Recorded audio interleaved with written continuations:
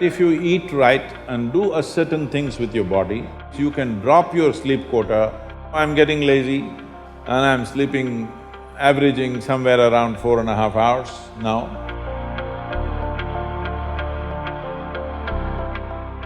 What type of food we should eat so that our life reaches its full potential for a college or a school-going student? So what kind of food? We must understand this.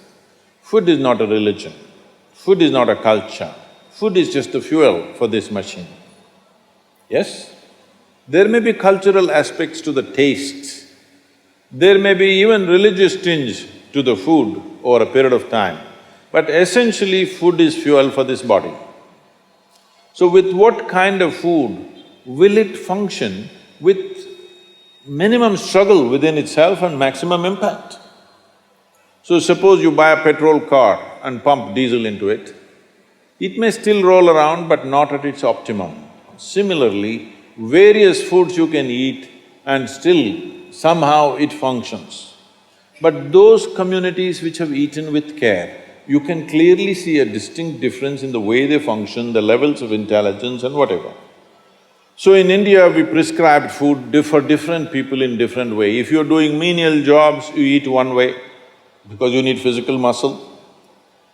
If you're doing other kinds of trading and other kinds of activities, you eat another way.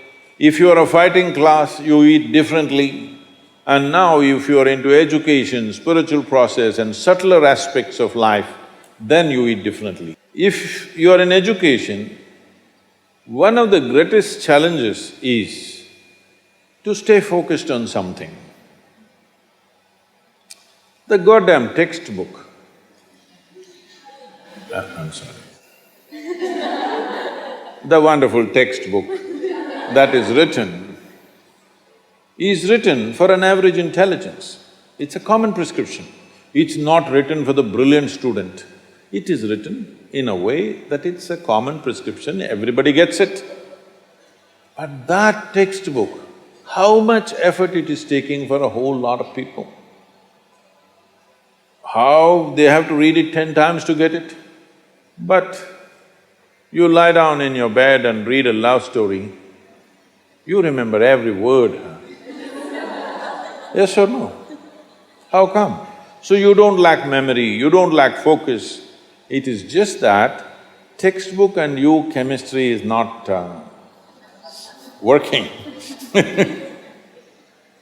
So what you need is a higher level of focus, a higher level of involvement. And another great enemy for a student is, because this textbook is such a tranquilizer, the moment you open it, go to cinema till 2 a.m. you're up, open the textbook at 9 o'clock, right there, you smash into it. So sleep is another big enemy. So what kind of food do you eat so there is no inertia in the body? In yogic way of seeing things, we are looking at tamas, rajas and sattva. Tamas means inertia, rajas means activity but no balance. Sattva means absolutely balanced kind of energy. When you're in education, you need a very balanced kind of energy because you have to focus on something which doesn't naturally interest you. It's not something with which your chemistry is gelling. If your chemistry is gelling, you are always focused on that one, isn't it? Here there's no chemistry, but you have to focus on that.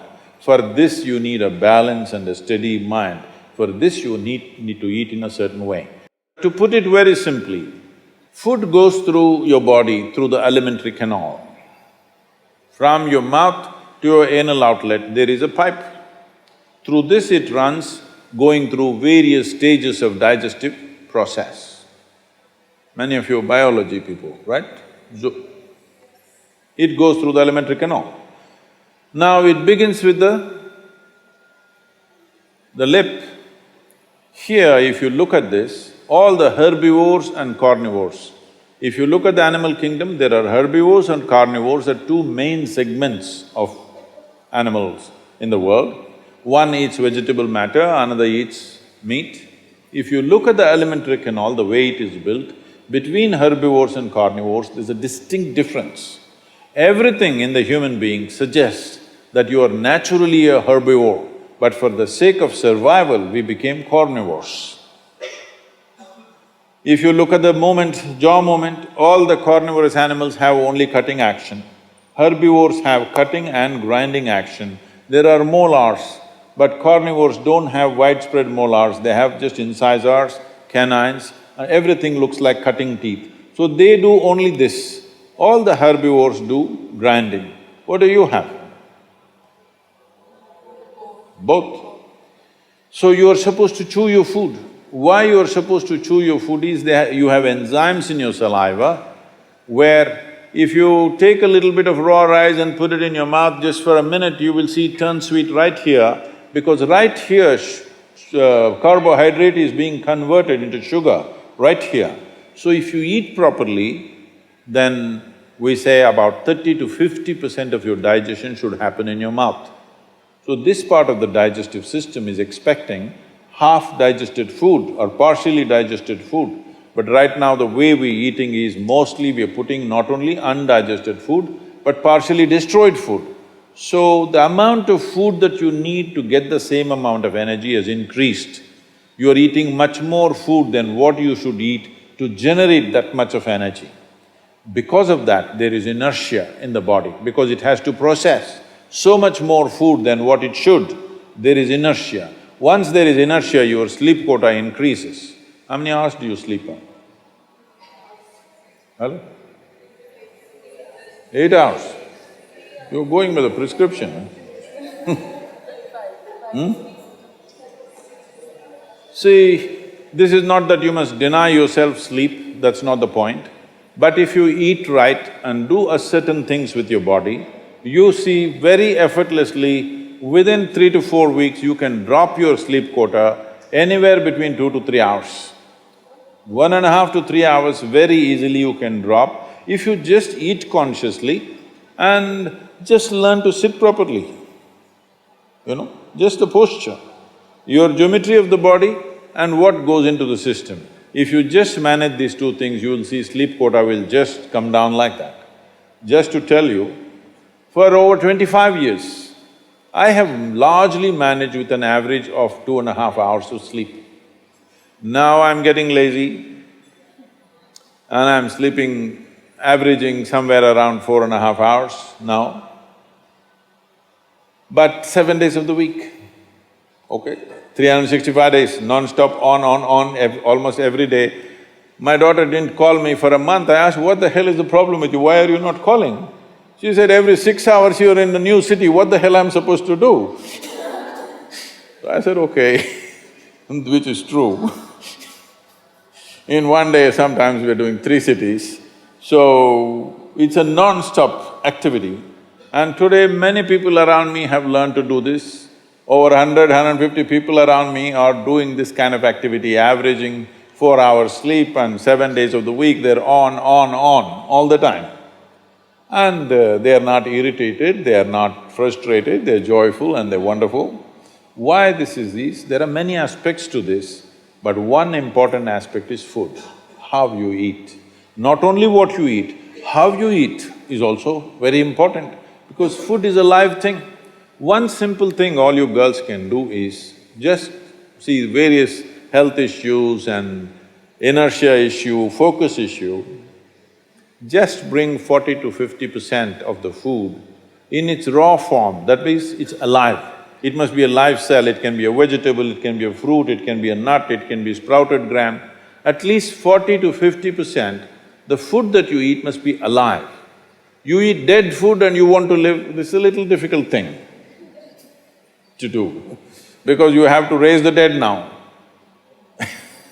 But if you eat live food, one thing you will see is the state of your mind, your focus and your sleep quotas, and above all, staying awake is not good enough, you have to stay alert, isn't it?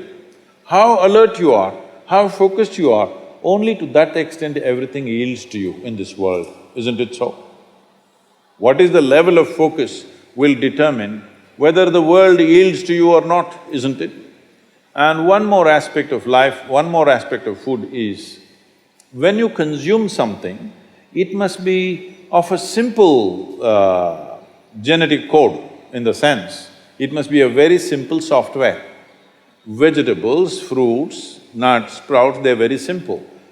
More complicated means animal food becomes more and more complicated. Suppose you eat an animal which has some amount of emotion and a life of its own. Now the code in that… we were talking about this, your body is just an accumulation of memory, which means a certain software, isn't it? This is the most complex software. Human software is the most complex software on the planet of all the creatures.